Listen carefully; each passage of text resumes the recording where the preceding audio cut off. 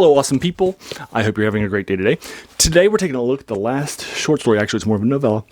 In Lean Times in Lankhmar, the second collection of Fritz Leiber's, going back and collect this entire Fafhrd and Gray Mouser series. It's more than 100 pages long. I read it over 3 days for about 36 pages each day. It's called The Lords of Quarmall, and it's one of the more epic novellas that we've had, and it definitely takes on a lot of extra characters and new things that are happening, and you have a lot of different vantage points and so forth. I really liked it a lot. It's my favorite novella of the 5 that we've got in these first 2 collections for you folks. So I'm going to be giving this an 8.9 out of 10. I definitely enjoyed it. It was a lot of fun stuff that was happening in it, and used its length well. It was well paced.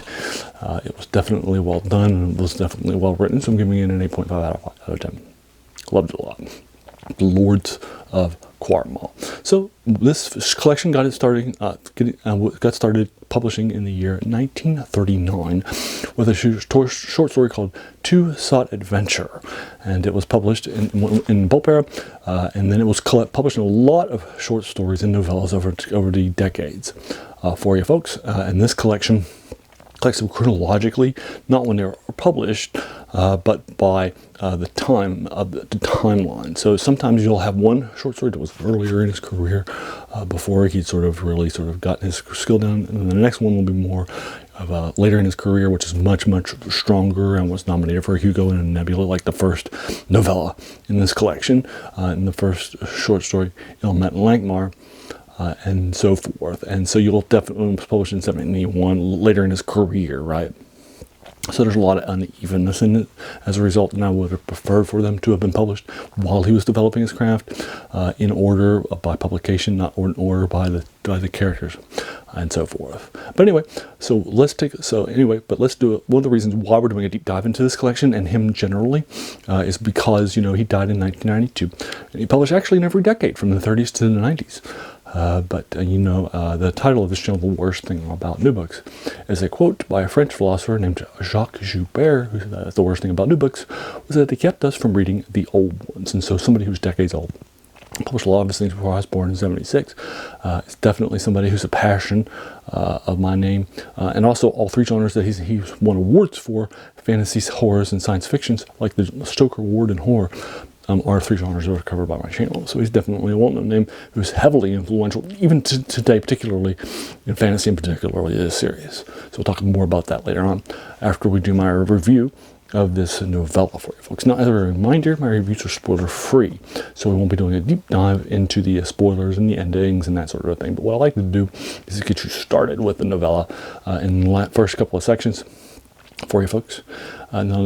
So let's get this thing started. So basically what's going to happen, we're going to open up with the Gray Mouser, and some time has passed since the previous short story, and he has taken a solo mission in a place called Quarmall for a person that he's now met as a champion to protect him from an attack by a champion that was hired by the upper Lords of Quarmall in the upper vaults. He's in the lower vaults in these caves for you folks, and so we'll be exploring him. I have got 12 wizards that are protecting their Lord of Quarmall and Son of the King, and so forth. And so now basically what's going to wind up happening is that he's going to be our main point of character, the Gray Mouser, but we're going to be introducing a lot more characters, including the kings and the characters and so forth. And this has a lot of political intrigue in it, so I would say it's probably more of a political thriller, and with some political aspects and so forth, than it is more a proper sort of swords and sorcery. Here's a bunch of fighting that's going to happen with monsters and people and enemies and so forth. And there are some fightings that happen, but it's really more about the political thriller aspects and the political drama, if you will.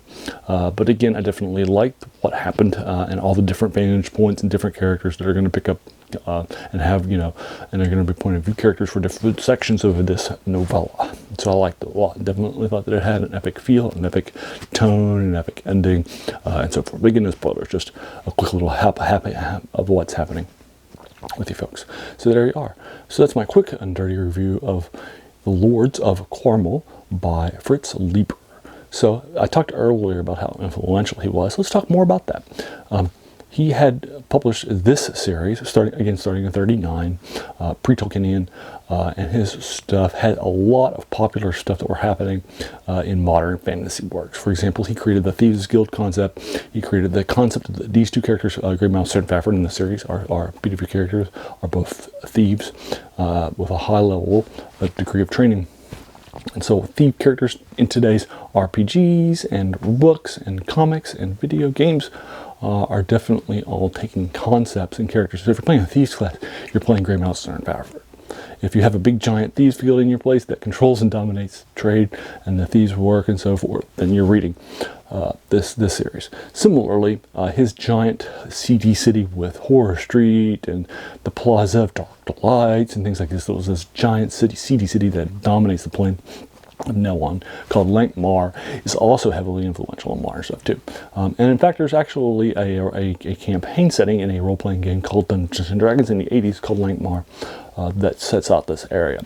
Also, in a 1979 work, co-creator of Dungeons & Dragons, Gary Gygax, listed him as a heavy influence on the game and where he got a lot of this inspiration from in Appendix N of his Dungeon Master's Guide at the end. So that's how he's been very, very influential on modern fantasy. You just can't read modern fantasy without reading Fritz Leiber's stuff.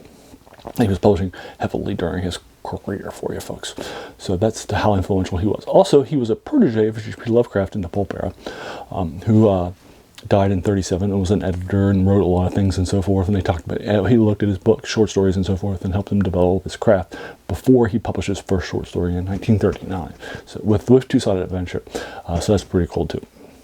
Now, I have reviewed a few short stories from this collection for you previously. I did 5 of them three years ago. In the first 2 years of this channel, I would sometimes go back and do reviews of things that I had not gone back and reread for this channel, and I read them. So I'd first read this series that we're going back and reading for you, and I'll link to it in the comments below. About 15 years, 20 years ago. And I hadn't gone back and reread them for my 5 reviews that I did of this series, which included Two-Sided Adventure, which is republished in this series as The Jewels in the Forest, and also in other collections that I've seen it too. So that's kind of cool. But I hadn't gone back and done any reviews since then of this series because in the last 3 years, my rule has been to go back and reread it so it'll be fresh. It's something I haven't read recently or read specifically for this channel. I've read a couple of other short stories that I've done. One in the Science Fiction Hall of Fame by the Science Fiction Writers of America called that I did a review of for you. And then I also have reviewed a Cthulhu Mythos short story in the month of October that I dedicate to the horror genre of that specific subgenre of the Cthulhu Mythos for you folks. So I also did that in October that I dedicated for it. So there you are. Go ahead and leave it. Had you read this novella? If so, what did you think about it? Let's talk about it in the comments below. And then next up is the third book, and this is much thicker, called Return to Lankhmar for you folks. So I'm going to start this deeper dive, which will take a lot longer probably than this thinner one. So there we are. We're about halfway through. There's 4 of these collections for you folks, so we'll be doing my deep dive into all this stuff for you folks. So there you are. I'll go ahead and leave you to it. If you enjoyed this, why not hit that subscribe button? There's going to be a lot more of these to follow. And then finally, I just want to thank you so much for taking some time out of your day and investing it and watching my video. We all have so many things that are happening in our lives, and we're pulled in so many different directions. So the fact that you spent this time with me is incredibly humbling, and I appreciate it. So thanks again, and have an amazing day.